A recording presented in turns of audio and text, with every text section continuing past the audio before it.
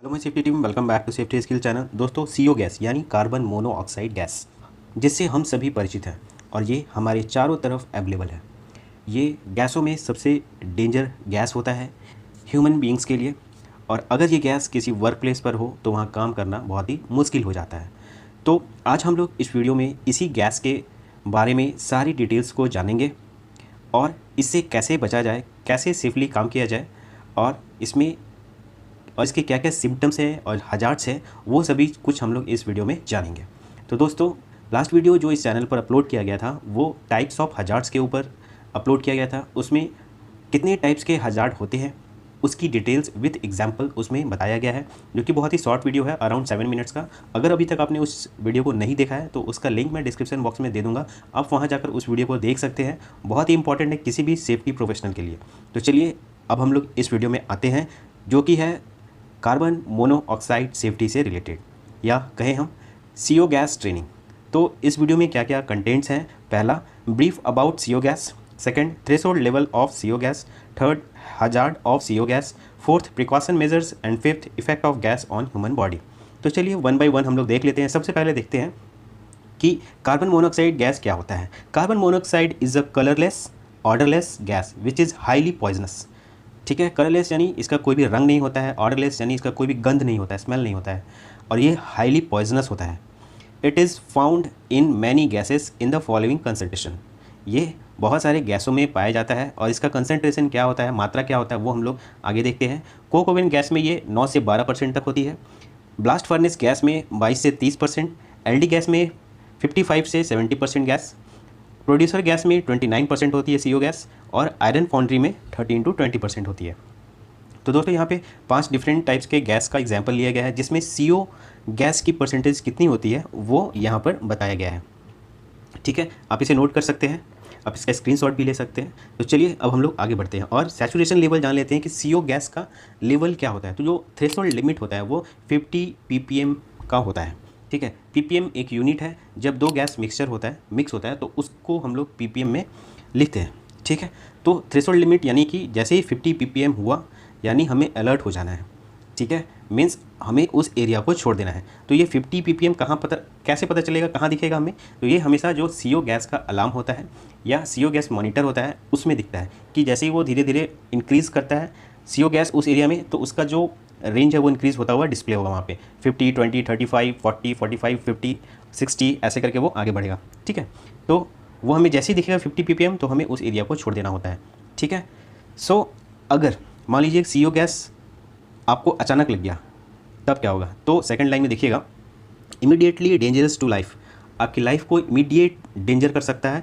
किस परसेंटेज में? जब 3500 ppm में अचानक सीओ गैस आपके पास आ जाता है। ठीक है, मान लीजिए कोई सीओ गैस का होल्डर है, सीओ गैस का कोई टैंक है, अगर वो एक्सप्लोड कर जाता है, फट जाता है, तो क्या होगा? वहाँ पे जो भी लोग काम कर रहे होंगे उसको बहुत मात्रा में ह्यूज अमाउंट ऑफ गैस उसको लग जाएगा। ठीक है, और वो वहीं पर बेहोश हो जाएगा, या हो सकता है अगर उसको सही ट्रीटमेंट ना मिले तो फिर डेथ भी हो सकती है। ठीक है, चलिए अब इस गैस से हमें क्या क्या खतरा है और क्या बॉडी में रिएक्शन होता है वो हम लोग देख लेते हैं। सो व्हेन सीओ इनहेल्ड, जब हम अपने बॉडी में सीओ ले लेते हैं, किसके द्वारा? सांस के द्वारा। CO is observed by the blood and combines with haemoglobin in the red blood cells. क्या होता है जब हम लोग सीओ अपनी बॉडी में लेते हैं सांस के द्वारा, तो ब्लड के साथ कंबाइंस करता है, यानी हीमोग्लोबिन के साथ कंबाइन होता है।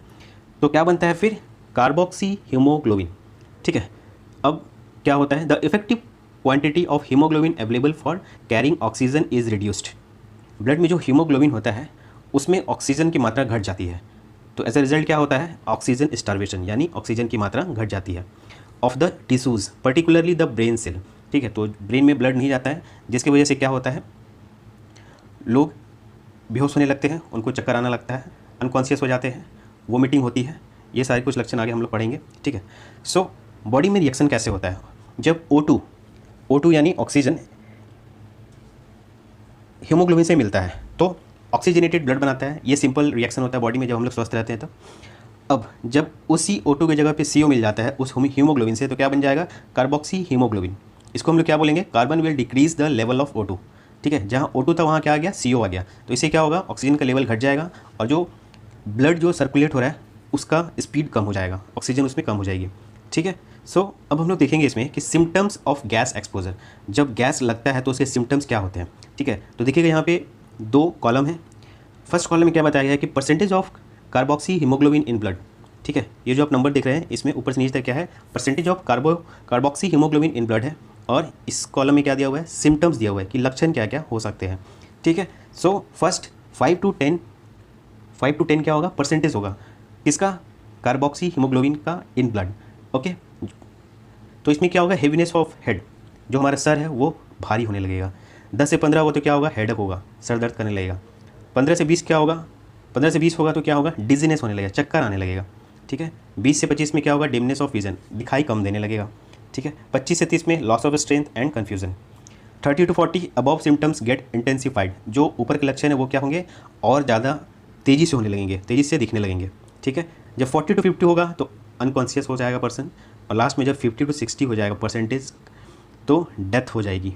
ठीक है, तो ये सिम्टम्स हैं CO गैस लगने के बाद के। ठीक है, अब हम लोग आगे बढ़ते हैं। अब हम लोग देखते हैं कि प्रिकॉशन मेजर्स क्या क्या है, कैसे हम लोग CO गैस से बच सकते हैं।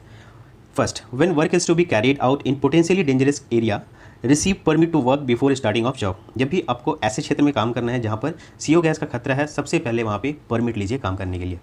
Second, test the CO gas level before starting of job.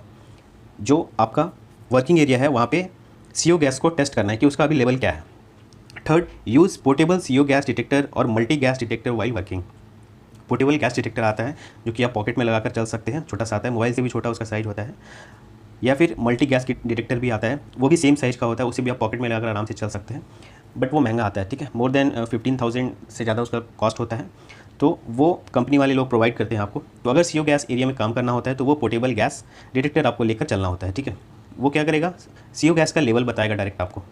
ठीक है, next fourth, remember the saturation level of gas and monitor the gas detector regularly. जो सैचुरेशन लेवल है, जैसे हम लोग 50 ppm देखें और 3500 ppm देखें, वो हमें हमेशा चेक करते रहना है कि अभी CO गैस का लेवल क्या है। ठीक है, और कितने देर तक हमें काम करना है, कितना जल्दी भागना है, या फिर वो हमारे लिए सेफ़ है या नहीं, हमें काम करना भी है या नहीं, ये सब हम डिटेक्टर को देखकर या CO अलार्म को देखकर डिसाइड करेंगे। ओके, सो फोर्थ वन में आ गया क्या, CO gas alarm should be active. जो अलार्म है उस CO गैस एरिया का एक्टिव होना चाहिए। Next, display all emergency numbers and concern persons number at working site. अगर आप CO गैस एरिया में काम कर रहे हैं तो जो भी इमरजेंसी नंबर है उस एरिया का, और जो भी उस एरिया से लोग जुड़े हुए हैं, कंसर्न पर्सन जो है मैनेजर हो गया, हेड हो गया, जो डायरेक्ट उस जॉब के लिए रिस्पॉन्सिबल होते हैं, उनका नंबर वगैरह वहाँ पे जरूर डिस्प्ले होना चाहिए। ठीक है, किसी भी इमरजेंसी से निपटने के लिए, ताकि इमरजेंसी में उनको कॉन्टैक्ट किया जा सके। Sixth, trend rescue man must be available in each shift. जो रेस्क्यू मैन होगा वो हर शिफ्ट में अवेलेबल होना चाहिए। Seventh, facilities for treatment of CO poisoning must be available at all times. जो भी ट्रीटमेंट है CO गैस लगने के बाद के, वो अवेलेबल होने चाहिए कंपनी में। Breathing apparatus like ELBA and SCABA must be available at site and training for use must be imparted। ठीक है, ELBA और SCABA आपने देखा होगा कभी कभी जहाँ पर गैस लगते हैं तो लोग इस तरह के कुछ पहनकर वहाँ जाते हैं। ठीक है, तो इसे ही ELBA और SCABA कहा जाता है। नीचे वाले को SCABA और ऊपर वाले को ELBA कहा जाता है। ठीक है, ये ब्रीदिंग apparatus है जो कि इमरजेंसी में यूज़ किया जाता है, जहाँ पर आप खुले में सांस नहीं ले सकते, वहाँ पर इस तरह के ब्रीदिंग apparatus को यूज़ किया जाता है ताकि आप डायरेक्ट गैस के कॉन्टैक्ट में ना आए। ठीक है, सो इसे कैसे पहनना है, कितने देर तक ये काम करता है, ये सारा ट्रेनिंग होना चाहिए। ठीक है, next, the products of combustion must be exhaust gases from petrol engines should be vented to the outside the atmosphere. जो भी CO गैस जलने के बाद धुआं निकलता है, जैसे हम लोग गाड़ी वगैरह भी चलाते हैं, तो जो CO गैस निकलता है उसे क्या करना है, किसी रूम वगैरह में डायरेक्ट नहीं छोड़ना। ठीक है, उसे बाहर छोड़ना है ताकि वहाँ के लोग सेफ रहें। ठीक है, last, do not release CO gas directly to the atmosphere.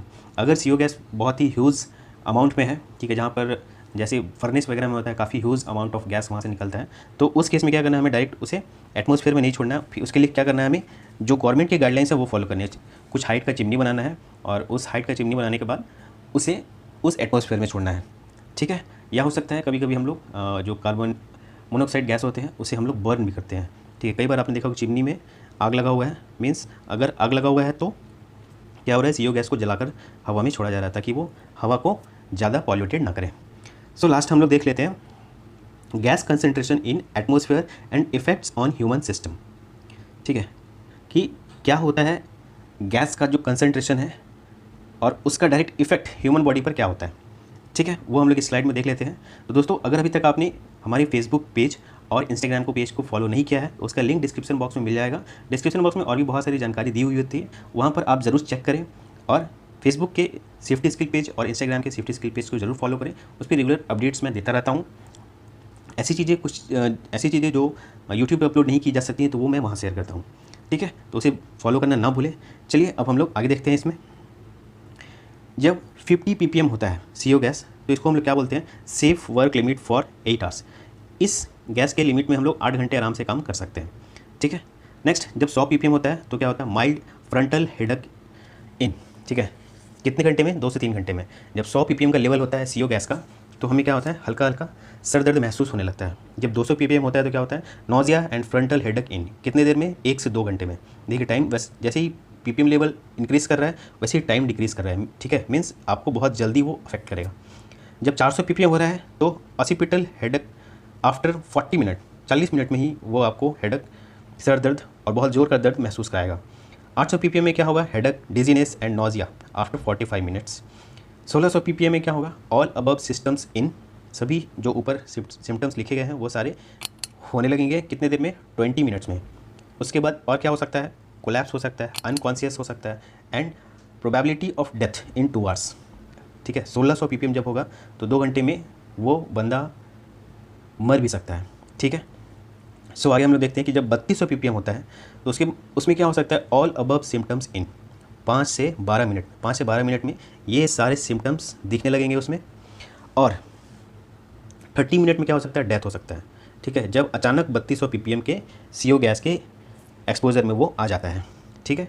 जब 12800 ppm होता है तो इंस्टेंटेनियस डेथ हो जाता है 1 से 2 मिनट में, ठीक है। जैसे जैसे गैस की मात्रा बढ़ेगी वैसे वो डेंजर होता जाएगा। और मान लीजिए अचानक कोई गैस टैंक फटा, गैस होल्डर फटा, तो क्या करते हैं, जो उसके नज़दीकी लोग हैं उसको ह्यूज अमाउंट ऑफ गैस लगेगा। जैसे ही वो गैस लगेगा वो फिर उसे उसी तरीके से इफेक्ट दिखाएगा। किसी को कम गैस लगेगा तो उसको सर दर्द या वोमिटिंग वगैरह कुछ होगा, बट अगर किसी को ह्यूज अमाउंट ऑफ गैस लग गया तो फिर वो वहाँ डेथ भी हो सकता है, ठीक है। तो इस तरीके से हम लोग पहचानेंगे किसी को गैस लगा है कि नहीं लगा है, उसके अकॉर्डिंग हम लोग फिर वहाँ पे रिएक्ट करेंगे, उसे फर्स्ट एड तक पहुँचाते हैं, उसे हॉस्पिटल तक पहुँचाते हैं, उसे हेल्प देते हैं, ठीक है।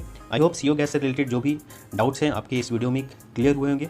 अगर CO गैस से रिलेटेड और भी कुछ डाउट्स हैं तो आप कमेंट बॉक्स में लिखें, मैं उसका आंसर देने की कोशिश करूँगा। वीडियो को लाइक करना ना भूलें, क्योंकि दोस्तों वीडियो को बनाने में बहुत टाइम लगता है। आपके एक लाइक से हमें मोटिवेशन मिलती है। दूसरे को वीडियो शेयर करें ताकि उनको भी ये जानकारी मिल सके, क्योंकि ये बहुत ही यूज़फुल इन्फॉर्मेशन है और इस तरह के वीडियो आपको यूट्यूब पे बहुत कम मिलेंगे। ये आप देख सकते हैं, सर्च कर सकते हैं यूट्यूब पे। और अगर आप फर्स्ट टाइम इस चैनल को देख रहे हैं तो चैनल को सब्सक्राइब करना ना भूलें और अपने दोस्तों के साथ ज़रूर शेयर करें। तो चलिए नेक्स्ट वीडियो में मिलते हैं। जय सुरक्षा, जय हिंद।